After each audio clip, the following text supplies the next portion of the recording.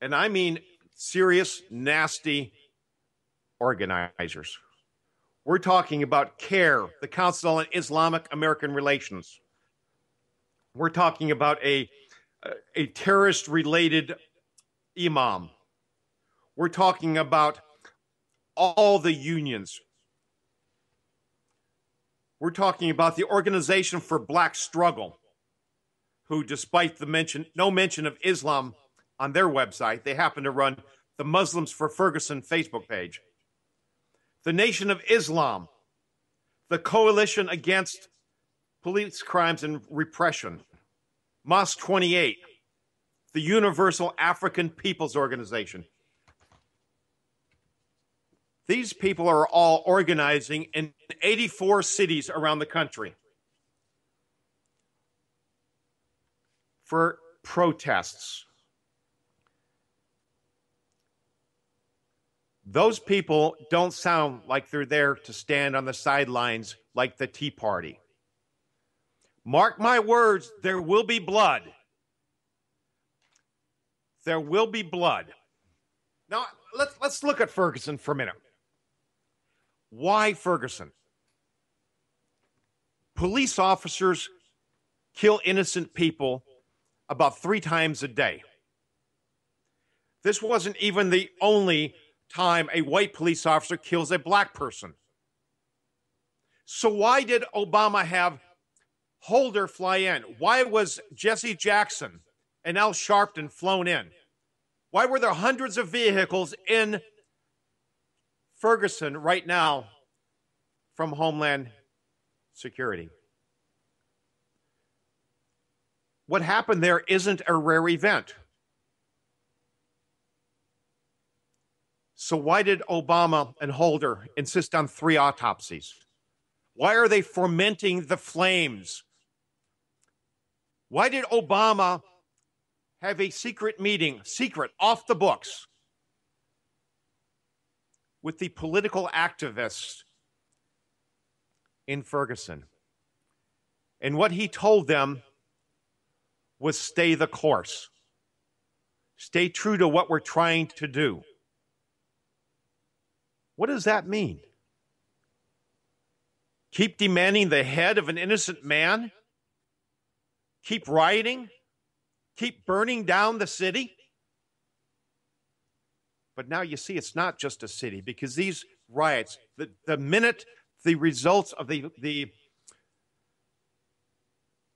hearing are released, there will be protests, and they will be violent, and they will be in over 80 cities across our country.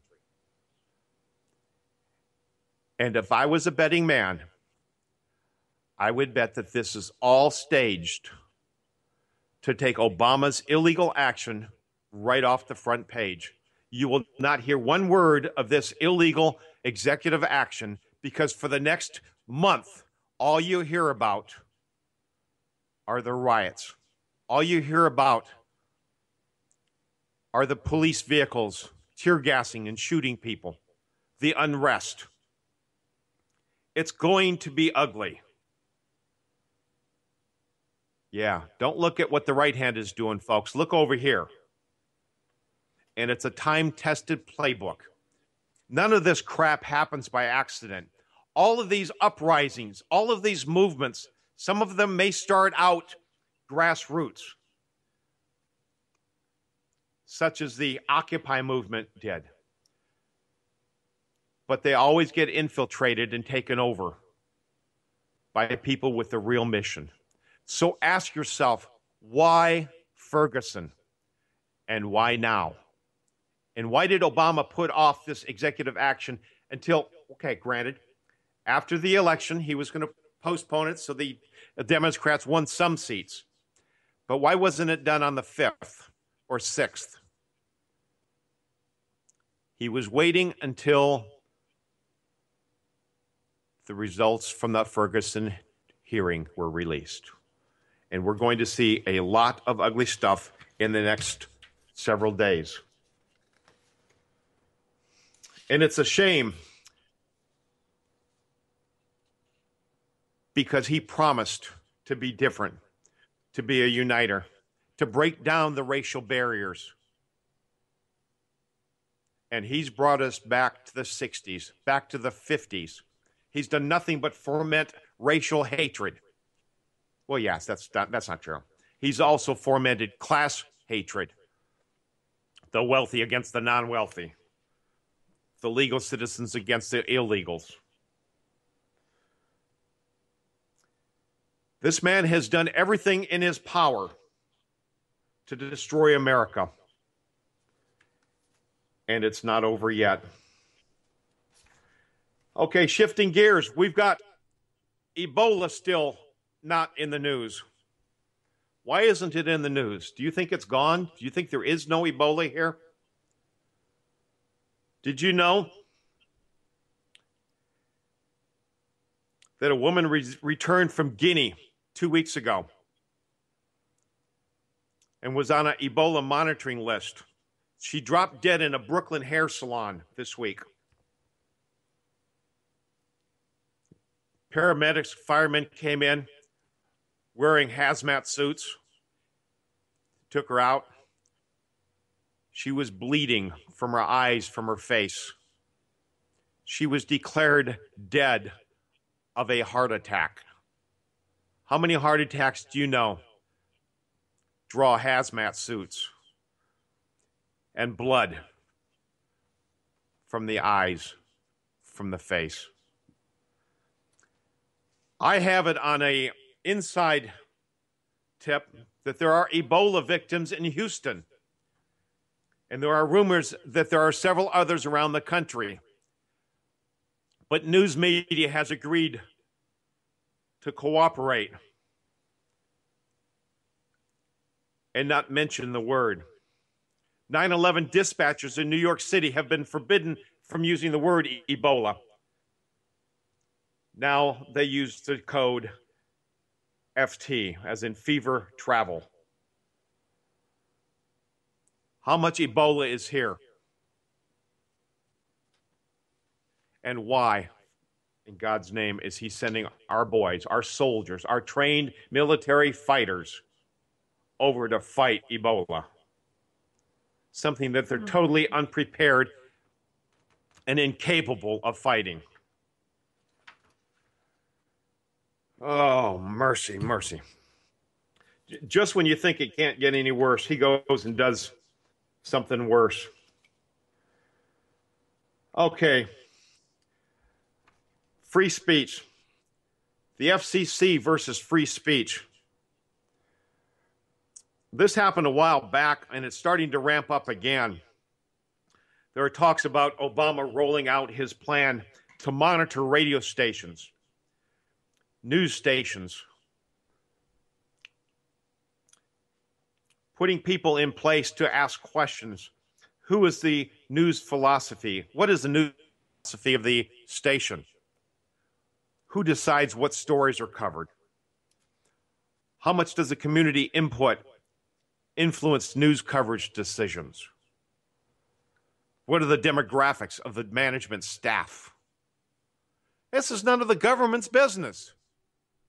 News stations are privately owned, and the government has no business monitoring it or controlling it. It's just another step of taking America to the socialist route, much like Hitler did. He controlled all the news media as well, remember? Up next, we've got the Director of Navy Intelligence fired. He warned a military intelligence conference about China's preparing for a quick and snappy attack on Japan. China has been doing military exercises on islands off the coast. And it's obvious to professionals in the Navy intelligence that they're preparing to take some of the islands that are in debate of ownership. And for making his findings known, he was replaced. Now, mind you, this isn't the first military person that's lost his job in the last 5 years. Did you know we've lost more 4- and 5-star generals and admirals in a 4-year period under Obama than we have in a 40-year time span at any point in history? Anybody that wasn't on board with his social experimentation of letting gays openly serve in the military was replaced. And moving down the chain, 500 at the colonel to commander, the staff officers, Navy captains to Navy lieutenant commanders. 520 of these officers have been replaced. And 1,200 junior officers all fired. Career officers that have made a career out of teaching and training and protecting our sons and our daughters, all replaced because they wouldn't go along with his tearing down of the military.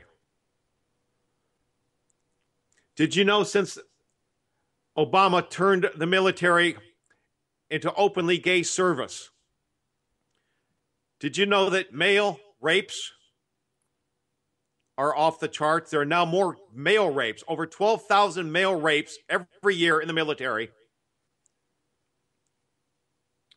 Female rapes are still hovering around 11,000. And I'm not saying male rape is worse, but it was non-existent until Obama did this. He is cutting back our Army from 530,000 to 508,000 by the end of this year. By next year, it will be the smallest army we've had since World War II. Again, there's nothing he won't do to destroy America. Folks, stay with us. We got a lot more coming up. We'll be right back. You're listening to War. We are America Radio. A place where conservatives, libertarians, and Tea Party Americans come together to get the real deal news. No filter and a lot of patriotic spirit. We are America Radio. Hey, y'all. Stacey Rush here. And you know what? You can find me Mondays at 10 p.m. on War Radio for my new show, You Know What, with Stacey Rush, where you'll be subjected to my point of view from the right and my occasional rant. So if you're ready for more sound news rather than news by soundbite, join me Mondays at 10 p.m. And make sure you stick around War Radio, where you can hear a fresh perspective from people just like you. We are America Radio.